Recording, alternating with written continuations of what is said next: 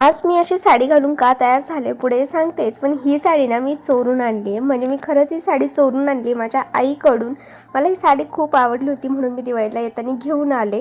आता मम्मींचे ना उपवास चालू आहे 6 दिवसाचे, तर त्यासाठीच मी इथे त्यांच्यासाठी मस्त भगर करत होते. आता नेमकं वेळेवरतीच पाहुणे आले म्हणून मग पटकन त्यांना पण स्वयंपाक करायचा होता. बरं झालं माझ्याकडे 3 फ्लेमचा गॅस आहे, म्हणजे मी एका साईडला भाजी केली, दुसऱ्या साईडला भात शिजतोय आणि इकडे मस्त तेलामध्ये पापडा तळायचं काम चालू आहे.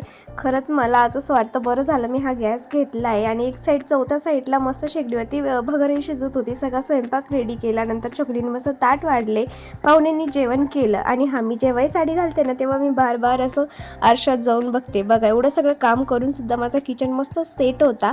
आता ही पोरगी ना देवश्री, म्हणजे हे तिथं मी 130 रुपयाचं आणलं, जे की तिने 3 दिवस सुद्धा ठेवलं आणि ती लगेच त्याला फेकून देते. आणि तिथं तिला तोंडात नसतं घालायचं, तिला ही अशी वही वगैरे तोंडात घालायची राहते. बघा चहा करायचं होतं तरी सुद्धा मॅडमला खाली उतरायचं नव्हतं, तिला मला असं चिटकून राहायचं होतं. मग मी तिला घेऊन मस्त चहा ठेवला. आणि त्यानंतर ना आमच्या गोठ्यामध्ये वापस एक म्हैस जणली होती, तिचं दूध होतं. म्हटलं आज बर्फी नको, नुसतं वड्या करावा. त्यासाठीच मी असं दूध मस्त टाकून घेतलं, त्यात आपलं साधं दूध टाकलं, नंतर गूळ टाकला, छान मस्त मिक्स केलं आणि पाण्यामध्ये वाफत ठेवलं. 10-15 मिनिटात हे दूध छान असं रेडी होतं. मग आज म्हटलं सकाळचाच खूप सारं म्हटलं स्वयंपाक नको करायला, मग फक्त तांदळाचे कांदा आणि टमाटर टाकून मस्त धिरडं काढलं आणि सकाळची शेवभाजीसोबत हे सगळं जेवण केलं. तर चला भेटू नेक्स्ट व्लॉगमध्ये.